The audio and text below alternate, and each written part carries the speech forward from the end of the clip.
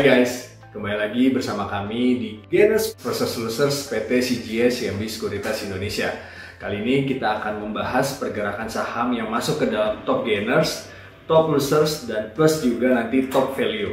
Nah, ini saham-saham ini diperiodekan dari tanggal 9 Februari sampai dengan 15 Februari tahun 2022. Yuk kita lanjut aja untuk membahas dari top gainers.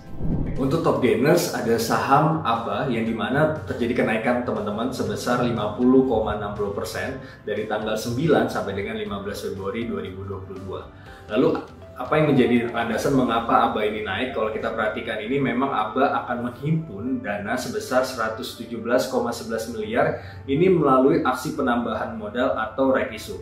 Kita langsung aja untuk membahas chartnya dari ABA. Di depan layar teman-teman nih ada saham ABA yang dimana kalau kita lihat pada 15 Februari 2022 terjadi kenaikan ya 25% ke level 500. Dan kalau kita perhatikan nih yang menarik dari ABA ini bahwasannya pergerakannya terlihat ada volume yang cukup baik, dan kalau kita lihat juga volumenya ini berkorelasi terhadap OBV-nya juga naik ya, dan indikator stokastiknya juga sudah berada di area overbought.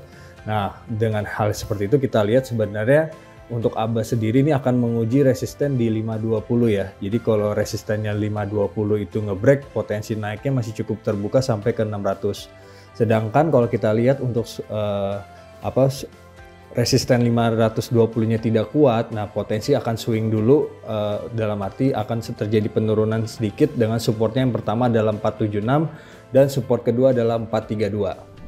Di top losers periode 9 sampai dengan 15 Februari 2022 ada saham SMA atau Surya Citra Media. Nah, kalau kita perhatikan ini terjadi penurunan yang cukup signifikan yaitu 11,81% ke level 254. Nah, katalis dari SMA sendiri adalah mereka akan bekerja sama dengan beberapa afiliasi perusahaan di mana seperti contoh IS, KKI, Liputan6.com dan juga Video. Kami juga mengcover saham SMA dengan target valuasi itu di 540 dengan rating F. Dan kalau kita perhatikan untuk upside-nya dibandingkan tanggal 15 Februari 2022 ini sebesar 112%. Untuk top losers ada saham SMA yang dimana kalau kita perhatikan nih di tanggal 15 Februari masih ada terjadi penguatan ya, menguat 4,51 ke level 254. Namun penguatan ini juga kalau kita perhatikan berindikasi bahwa volumenya juga naik, lalu juga indikator stokastiknya golden cross nih. Nah, untuk saat ini bahwa SMA nih secara tren memang akan downtrend ya, masih downtrend, dan kalau kita perhatikan kedepannya bagaimana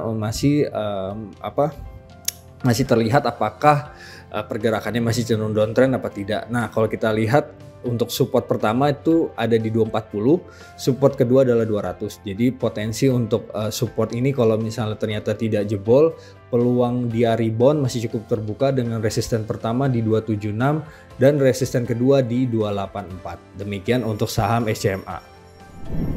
Untuk top value periode 9 sampai dengan 15 Februari 2022 ada saham Arto dengan total transaksi 3,2 triliun rupiah per tanggal 15 Februari 2022. Dan kalau kita perhatikan nih, Arto saat tanggal 15 Februari ini di level 14.425. Katalis dari Arto ini bahwasanya mereka baru masuk ke MSCI Indonesia Index, dan kalau kita perhatikan Arto menjadi satu-satunya saham edition maksud kami ke indeks tanpa adanya deletion dalam daftar anggota penghuni MSCI. Dan kalau kita perhatikan, kita juga mengcover saham Arto ini dengan rating F dengan targetnya 20.000. Kita langsung aja untuk lihat teknikalnya ya. Nah, di posisi top value kalau kita perhatikan seminggu terakhir ini ada Arto ya, dan tadi sudah saya jelaskan bahwa apa sih yang jadi katalisnya Arto juga.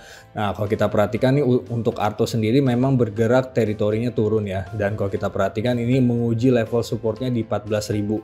Nah, kalau misalnya support ini kuat ke depannya 14.000-nya kuat, ini potensi dia meningkat ini masih cukup terbuka ya dengan resisten 14.850 dan resisten kedua 15.600. Nah, cuman pertanyaannya adalah ketika 14.000 ini jebol, ini harus ke berapa? Kita lihat sebenarnya untuk support selanjutnya itu ada di 12.850 ya. Jadi so far kalau kita lihat sebenarnya pergerakannya masih cenderung downtrend, dan ini kalau kita perhatikan 12.850 menjadi area titik support selanjutnya kalau misalnya ternyata 14.00 ini jebol ya, dalam arti breakdown ya.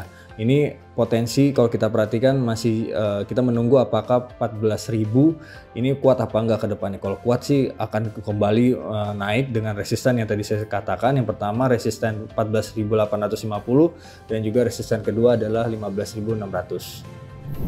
Sekian Gainers versus Losers periode tanggal 9 sampai dengan 15 Februari 2022. Sampai jumpa pada Gainers versus Losers selanjutnya. Yang muda, yang berinvestasi.